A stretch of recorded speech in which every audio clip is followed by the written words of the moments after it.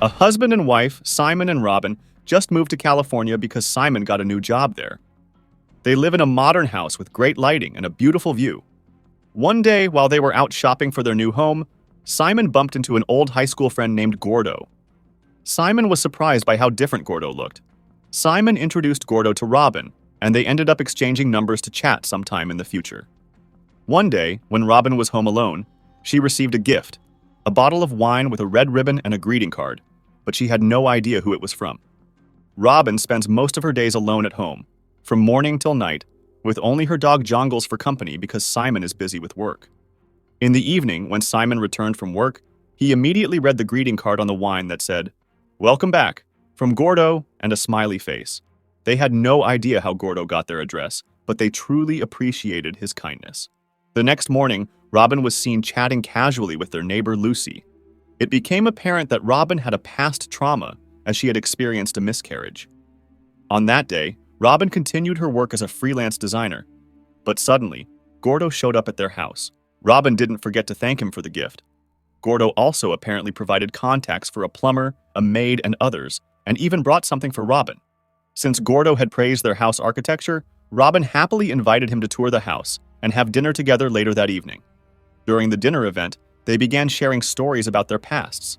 Gordo mentioned that after high school he joined the military, but shortly afterward, he left and now does various other jobs. In every word, Gordo often praised Simon and Robyn's successful and happy life, expressing joy in seeing Simon's current condition. It seemed like Gordo's life was much worse, filled with problems, hinting at some peculiarities in his personality. After Gordo left, Simon told Robyn that it seemed like Gordo really wanted to be friends, although Simon felt indifferent about it. Robyn said it was normal, even though Gordo did seem awkward during the conversation. After that, they attended Simon's company's grand party and met his colleagues. Upon returning home once again, they found a gift from Gordo at their front door, adorned with a red ribbon and a greeting card with a smiley face. This time, Gordo gave them a box of fish food along with koi fish that had been placed in the pond. Gordo's gifts seemed to be getting excessive and making them uncomfortable. Simon mentioned that back in school, Gordo was nicknamed Gordo the Weirdo. However, at that moment, Robyn asked Simon not to jump to conclusions, as so far, Gordo was just being a good new neighbor like anyone else. The next day, after Robyn returned from her morning run, Gordo paid her another visit. Being kind-hearted, Robyn invited him in for tea. When Gordo was about to leave and offered to take out the trash, he suddenly saw his name crossed out and replaced with Weirdo on Robyn's fridge. Robyn felt uneasy about it. That night, as Simon and Robyn were having dinner with their friends together, they began discussing Gordo's behavior. Simon said that Gordo was weird because even after seeing the Weirdo written on his fridge, he still invited them to dinner. Simon's friends were also puzzled about why Gordo was so eager to be friends with him. Simon thought Gordo's actions were too much, especially since Gordo always came to their house every morning when Simon wasn't home. Simon decided it was time to talk to Gordo and set some boundaries regarding his frequent visits. Finally, Simon and Robyn arrived to fulfill the dinner invitation at Gordo's house, which turned out to be quite grand. Gordo mentioned that the other invited guests couldn't make it, so it was just the three of them. Suddenly, Gordo excused himself briefly, citing some work matters. As Gordo left, Simon expressed his suspicion that Gordo might have feelings for Robyn. Simon suggested they take a look around Gordo's house to investigate. While exploring, they found a closet filled with many women's clothes in one room, along with a small child's room. This discovery heightened Simon's suspicion about Gordo's odd behavior, as he had previously claimed to live alone, yet there was a woman's room and a child's room in his house. Shortly after, Gordo returned, and Simon and Robyn immediately returned to the living room. Feeling increasingly uneasy, Simon straightforwardly asked Gordo about his true occupation and how he could afford such a large house. Gordo admitted that he had lied earlier. His brief departure was not work-related, but to meet his ex-wife, who brought their 2 daughters. The house actually belonged to his wife's family. However, since Simon was already fed up with Gordo's behavior, Simon told him not to visit his family again and advised him to focus on his own matters. After the confrontation, they both left, but Gordo didn't open the gate for them.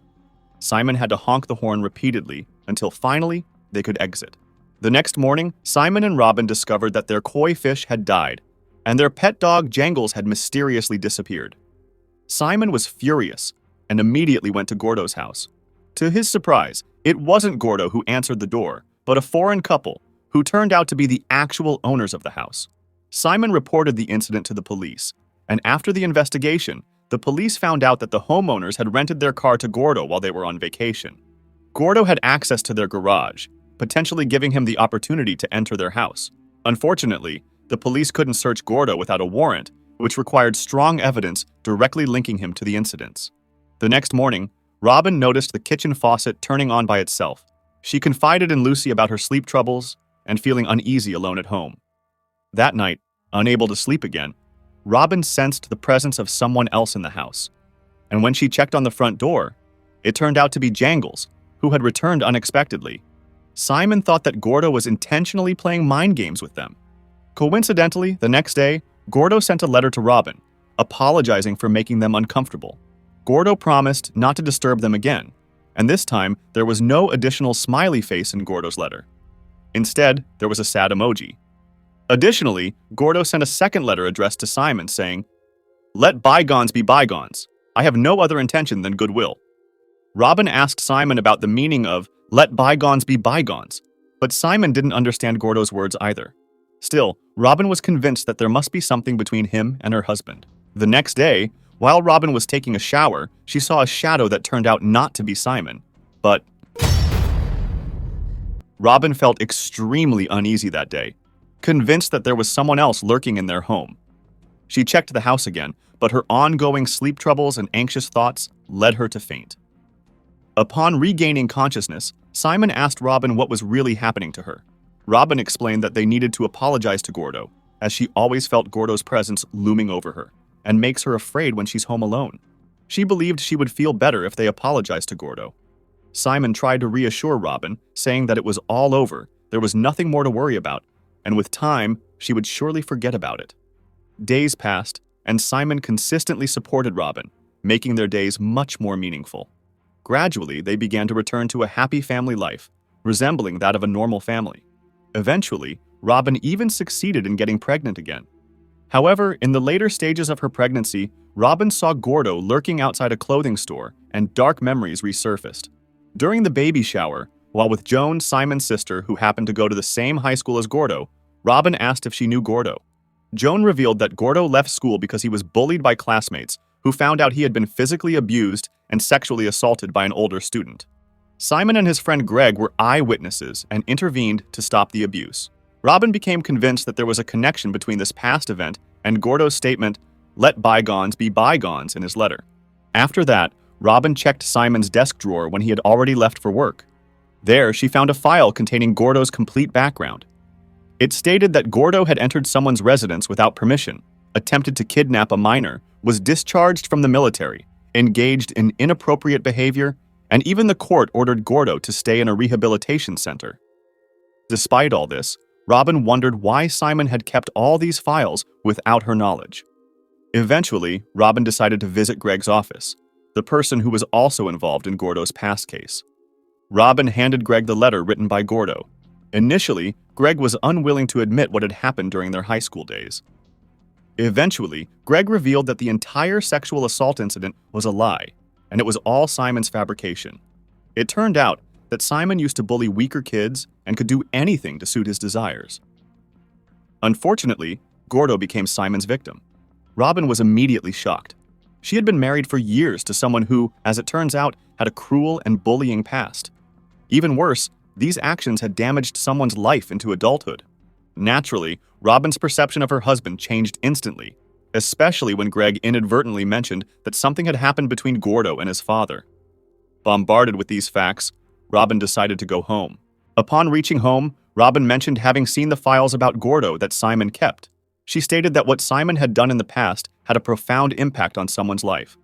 Even Greg's father was so ashamed of Gordo at that time that he wanted to burn Gordo to death. This ultimately led to Gordo's father being imprisoned for attempting to murder his own child. The horrifying consequences of Simon's bullying in high school were truly disturbing. Here, Simon, who is usually calm and kind, suddenly explodes in anger. His arrogance is evident as he feels justified and refuses to apologize for what happened. Simon states that life is about wins and loses. There are winners and there are losers. Robyn, shocked by Simon's words, slaps him and mentions that he used to be a bully, and apparently he still is. Simon then quickly goes to Gordo's residence and apologizes for the school incident. However, it becomes apparent that his apology is insincere. Simon says he wouldn't be there if he didn't want to be. This implies that Simon is apologizing only to comply with his wife's words. Gordo responds that it's too late. Simon, unhappy with Gordo's response, starts throwing Gordo's belongings, kicking him, and even physically restraining Gordo with his hands and body. Simon claims that what happened to Gordo is not his fault and threatens Gordo to stay away from his family, then leaves. Upon returning home with a convincing expression, Simon tells Robyn that he has genuinely apologized to Gordo. After that, Simon and his friends organize a party to celebrate Simon's recent promotion. However, amidst the celebration, something unexpected happens. It turns out that it wasn't Gordo's doing, but a man named Danny McDonald. Simon fabricated information for his promotion, leading Danny to lose his job. Robyn witnessed this directly. Afterward, Robyn feels something unusual in her stomach, as it seems it's time for her to give birth. When Robyn's baby is born, Simon receives a call from his colleague named Kevin. Kevin informs Simon that his career is in jeopardy because his cheating has been exposed. Robyn, now awake, tells Simon that she doesn't want to come back home. Simon then excuses himself to go home for a moment. Upon arriving home once again, he is greeted by a large gift box. As usual, the gift is adorned with a red ribbon, and there's a card that says, "A gift," with a smiley face. At the same time, Gordo visits Robyn at the hospital. When Simon opens the gift, it turns out to be a baby basket. Inside the baby basket are 3 small gifts labeled with the numbers 1, 2, and 3. Simon opens the first gift, revealing a key. It happens to be a duplicate key to Simon's front door. The second gift contains a CD. The CD features a recording of Simon and Robyn's voices from the dinner party when Gordo had just left them. Simon's verbal abuse towards Gordo can be heard clearly. Simon proceeds to open the third and final gift. This gift also happens to be a CD with the inscription, "Watch Me," accompanied by a smiley face. Surprisingly, the CD contains a collection of videos depicting the daily lives of Simon and Robyn. It turns out that Gordo has indeed been spying on them all along. Towards the end of the video, there is footage of Robyn fainting. It appears that Robyn's fainting was not due to her sleeping problems, but because Gordo had tampered with her drink. Shockingly, the video then shows Gordo sexually assaulting Robyn. In the hospital, Robyn inquires about the bruise on Gordo's left cheek. Gordo explains that it was Simon's doing during his rampage last night. Gordo congratulates Robyn on the birth of her baby boy. Then, he utters his final words to Robyn. Good people deserve good things. On the other side, Simon, crying and enraged, quickly returns to the hospital. Spotting Gordo, Simon attempts to chase him, but it's too late, and Gordo manages to escape. Later, Gordo calls Simon while keeping a distance. Gordo asks Simon, "Do you want to tell Robyn yourself, or should I?" He reminds Simon of their past actions, saying, "Maybe I did it. Maybe I didn't. I think you should go and see your child." It's all written in his eyes. Upon hearing this, Simon rushes to the baby's room and sees Robyn holding their child, whose face and eyes bear a striking resemblance to Gordo. There's a profound expression of disappointment on Robyn's face as she glances towards Simon. Now it's Simon who must bear the weight of sadness, anger, and despair. In the final scene, Gordo is seen leaving the hospital, removing his fake arm sling. So, what are your thoughts on this movie? It may seem anticlimactic, but I assure you, if you watch it directly, it will feel more intense. Moreover, the psychological thriller genre, with a theme of school bullying that intersects with daily life, is more gripping than typical thriller films. So, is this movie recap interesting? Want to watch similar movie recaps? Please drop all your thoughts in the comments section below. Don't forget to hit like, subscribe, and turn on the notification bell so you won't miss updates from our channel. That's it for now, and see you in the next videos.